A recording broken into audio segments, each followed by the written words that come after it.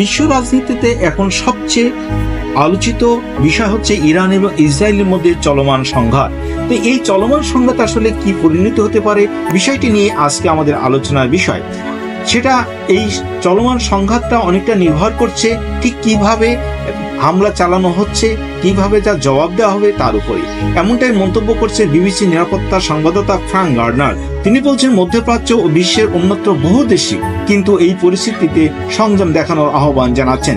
এর মধ্যে এমন অনেক দেশ আছে যারা ইরানের সরকারকে ঘোরতর অপছন্দ করে, কিন্তু এখন তারা চাচ্ছে ইসরায়েল যেন নতুন করে এই হামলার জবাব দিতে না যায়। অন্যদিকে ইরানের মনোভাবটা অনেকটা একই ধরনের, অ্যাকাউন্ট সেট মানে শোধ হয়ে গেছে। বিষয়টা এখানে ইতি টানলেই ভালো হয়। তবে হ্যাঁ, যদি আমাদের বিরুদ্ধে পাল্টা হামলা করে ইসরায়েল, সেক্ষেত্রে আমরা কিন্তু আবার বেশি শক্তিশালী হামলা চালাবো।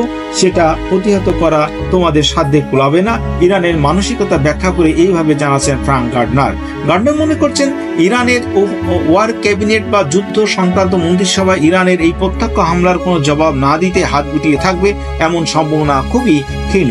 তাহলে ইসরায়েলের সামনে এখন কি কি রাস্তা খোলা আছে? প্রথম হতে পারে তারা এই অঞ্চলে তাদের প্রতিবেশীদের কথায় আমল দিবে এবং এটা একটা স্ট্র্যাটেজিক স্পেস বা কৌশলগত ধৈর্য প্রদর্শনের রাস্তায় হাঁটবে।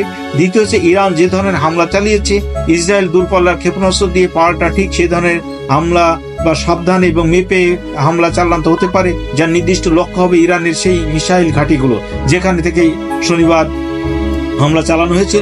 তৃতীয় পথ হতে পারে ইরানের যুদ্ধের উত্তেজনা বাড়ানোর চেষ্টায় আরো এক ধাপ এগিয়ে গেলে এবং ইরান যেভাবে হামলা চালিয়েছে তার অনেক শক্তিশালী হামলা চালানো। কিন্তু ইরান ইসরায়েল সংঘাতের পরিণতি শেষ পর্যন্ত কোন দিকে যায় তা যেহেতু একটি পক্ষের উপর নির্ভর করছে না, তাই আপাতত সারা বিশ্বকে পরিস্থিতির উপর সতর্ক নজর রাখতে হবে।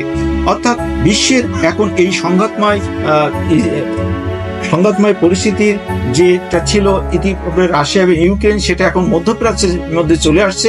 এটা এখন আসলে বিশ্ব রাজনীতিতে কোন গতিপথ নিয়ে যায় সেটা কিন্তু এখন বড় একটা অসতর্কর মধ্যে আছে এবং অনেকটা ভবিষ্যৎ করা যাচ্ছে না। তো অনেকেই মনে করছেন এই সংঘাতটা মনে হয় এখানে শেষ হবে, যেটা সংঘাতের সারা বিশ্বকে একটি শান্তির বাণী দিবে। এই প্রত্যাশা রেখে এখানে শেষ করছি।